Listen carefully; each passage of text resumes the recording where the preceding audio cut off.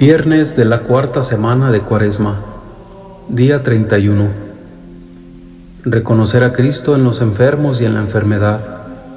Referencias: Juan capítulo 7, 1 y 2, 10 y del 25 al 30.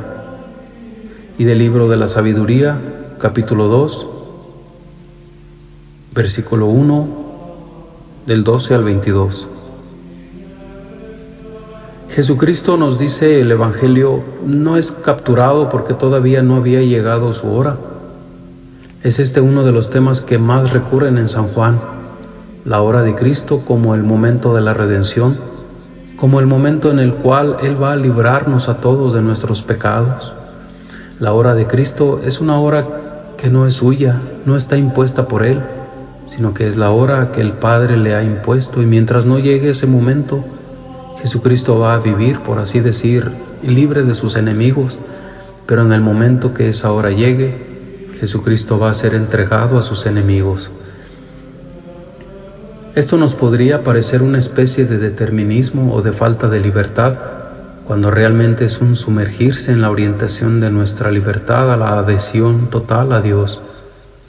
En el caso de Cristo, el hecho de tener que obedecer a Dios va a significar, en ese momento concreto, escaparse de sus enemigos. Todavía no había llegado su hora. Sin embargo, sabremos que después, cuando llegue su hora, Jesucristo será entregado. Es lo que Jesús dice a los soldados que van a aprenderlo en el huerto de los olivos: esta es vuestra hora y la del príncipe de las tinieblas. Es una disposición interior que nosotros tenemos que llegar a tomar, la disposición interior de llegar a aceptar la hora de Dios sobre nuestra vida. Es decir, aceptar plenamente el camino, el designio de Dios sobre nuestra vida, lo cual requiere nuestra capacidad de purificar nuestra voluntad, nuestra capacidad de decir a vuestra voluntad que no es ella la que tiene que mandar, sino que es Dios nuestro Señor quien lo tiene que hacer. Podríamos decir que es la vida la que nos va guiando, porque aunque nosotros podemos planear unas u otras cosas, a la hora de la hora es la vida la que nos va diciendo por dónde tenemos que ir. Nosotros podríamos tener planes, pero ¿cuántas veces esos planes se rompen, se quebrantan precisamente cuando nosotros pensaríamos que más falta nos hace que no se quebrantasen? Este aspecto de nuestra vida requiere que nosotros aprendamos a encontrar y a aceptar en nuestra voluntad lo que Dios nos pide, y no como quien se resigna, sino como quien libremente se ofrece a Dios. La libertad y la voluntad son elementos que tienen que conectarnos con Dios. El libro de la Sabiduría habla de lo que los malvados dicen entre sí y discurren equivocadamente. Nos dice todos los planes que tienen contra el hombre justo, cómo están dispuestos a atacarlo, cómo están dispuestos a romperlo, cómo están dispuestos a matarlo.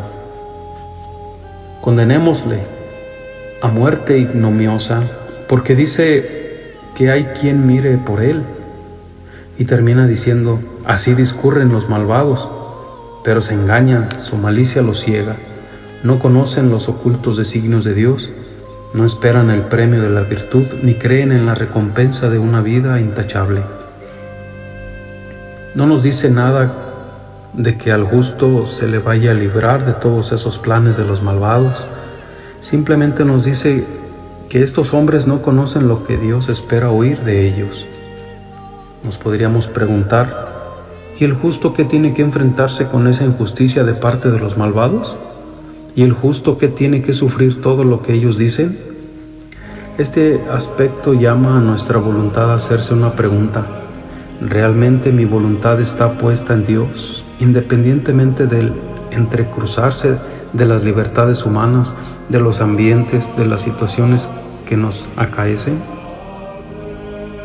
Nuestra libertad, cada vez que se da cuenta de que Dios llega a la vida, ha aprendido a abrirse de tal manera al Señor que en todo momento acepte y se abrace libremente a ese misterio que es la presencia de Dios en nuestras vidas.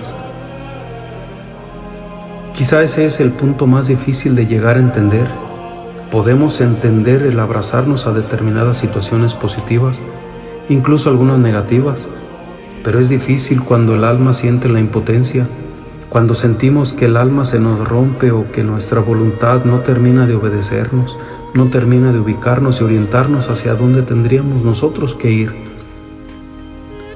Es precisamente este designio el que tendríamos que controlar.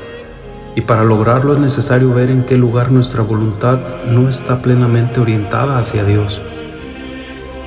Sabemos que no es fácil orientar en todo momento la voluntad hacia Dios, porque basta que algo no salga como nosotros querríamos y de nuevo volvemos a ser retados, y de nuevo nuestra voluntad vuelve a ser puesta en cuestionamiento para ver qué vamos a hacer con ella. El camino de purificación de nuestra voluntad y de nuestra libertad es la constante sumisión libre a Dios, el constante abrazarnos al modo concreto en el cual Dios se nos va presentando en nuestra vida. Salva el Señor la vida de sus siervos, no morirán quienes en Él esperan. En el fondo, la purificación de nuestra voluntad tiene ese objetivo, esperar en Dios. Aunque pueda parecer que alrededor están las cosas muy difíciles, aunque pueda parecer que todo alrededor es oscuridad, es dificultad, muchas tribulaciones para el justo, pero de todas ellas Dios lo libra. Hay veces que nuestra inteligencia no ve más arriba, no sabe por dónde llevarnos y puede arrastrar nuestra voluntad y alejarla de Dios. Nuestra voluntad, aún en medio de las dificultades, de las tribulaciones y de las pruebas, tiene que ser capaz de entender que solamente quien se abraza a Dios puede llegar a estar cerca de Él. El Señor no está lejos de sus fieles. La fidelidad es obra de nuestra voluntad purificada, puesta totalmente en manos de Dios nuestro Señor. Quien en este camino de Cuaresma aprenda a descubrir esta purificación de su voluntad, cada uno en su ambiente, en su lugar, con sus circunstancias, una purificación de la voluntad que supone el constante exigirse y llamarse a sí mismo al orden, está viviendo según la voluntad de Dios. Es que se une a la voluntad de Dios.